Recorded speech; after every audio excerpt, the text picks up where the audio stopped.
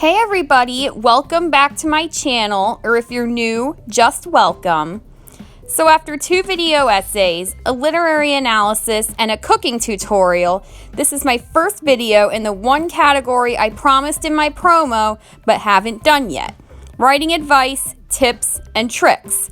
Today, I'm going to share things that I either do or have had suggested to me on how to write a good piece of short fiction. That is, a work of fiction that can be read in one sitting and has a word count from 1,000 to 4,000. So let's get started. With a novel, you can tell just about any story you want, since it can be as long as you want it to. With a short story, that's not quite the case, since you only have 1,000 to 4,000 words to tell an entire story from start to end.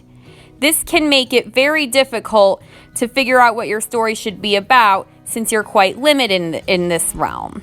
Luckily, there are tons of different websites for finding prompts for a short story if you're really feeling stuck, which I've included some links to in the description. But you may not necessarily need this. What I often do when writing short stories, as well as fiction in general, is I think of either a setting, character, or theme that I really want to write about, and that's usually what sparks my story. I've even made my own list of these prompts on a Google Doc.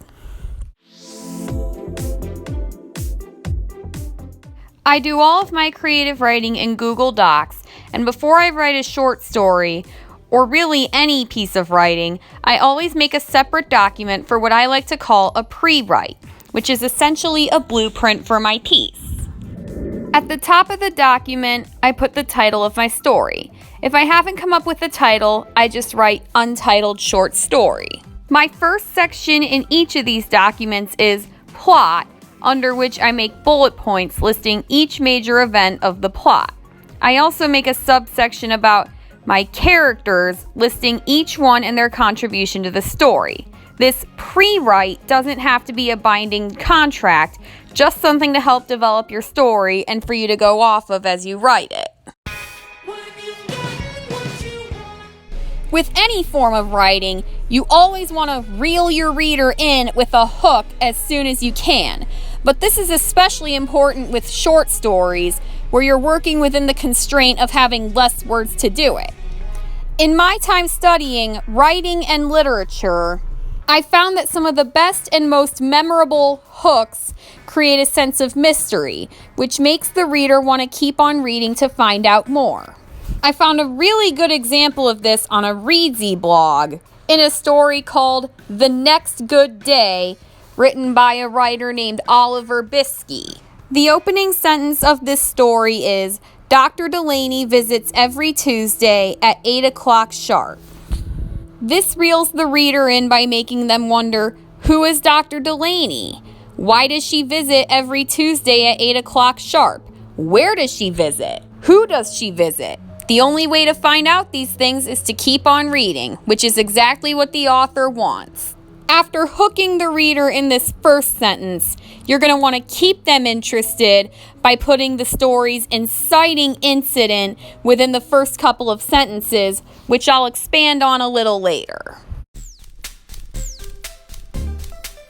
Characters in any valuable work of fiction have a motivation, something they need or want to achieve by the end of the story. Conflict happens when either a character is unable to reconcile two contrasting motivations, which is an internal conflict, or the motivations of one character interfere with those of another, which is an external conflict. The most interesting characters in any work of fiction are dynamic characters, which are characters who go through substantial and evident development and change over the course of a story. It's not easy, but it is very possible to have dynamic characters in short stories. But you're not going to be able to fit a whole ton of characters into such a limited piece of writing. If you find yourself doing this and have a hard time deciding which characters to keep and which ones to leave out, figure out which 3 to 5 characters are the most important to the plot and are the most dynamic and interesting. This is especially important considering my next point.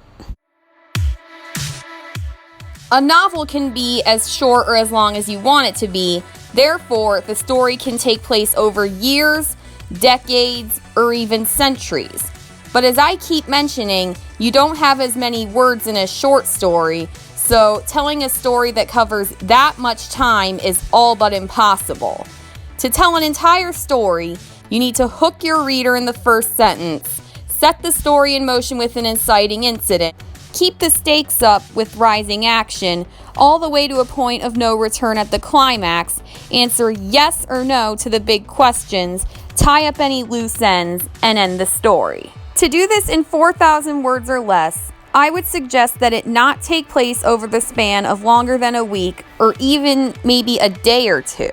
A huge benefit to this is it can set the stakes of the story even higher.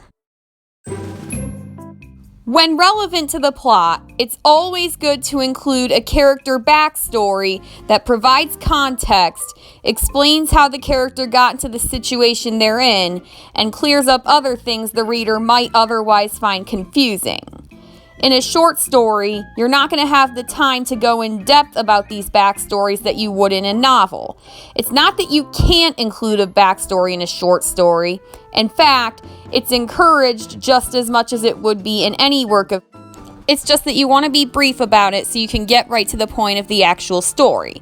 The best way to do this is to imply a backstory with context clues throughout, or even in just a sentence or two. The ending of your story will be the freshest in your reader's mind when they're done, so it's really important that you write one that's memorable and leaves the reader feeling satisfied. The question that's been hanging over the reader's head the entire story should be answered. The ending should always be a result of the choices made by the main character or characters and not just be a mere coincidence, because that's not very satisfying. Not only that, but the ending should be one that, even if one little element of the story were to be changed, said ending would be completely different, especially in a short story where you really don't want to waste any characters or plot elements.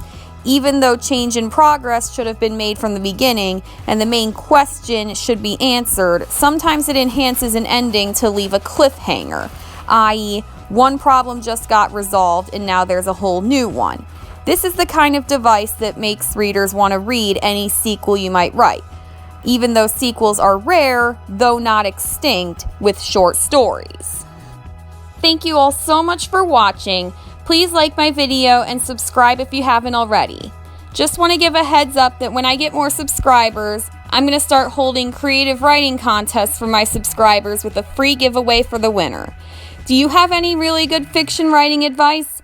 Let me know in the comments down below, and I'll see you next time!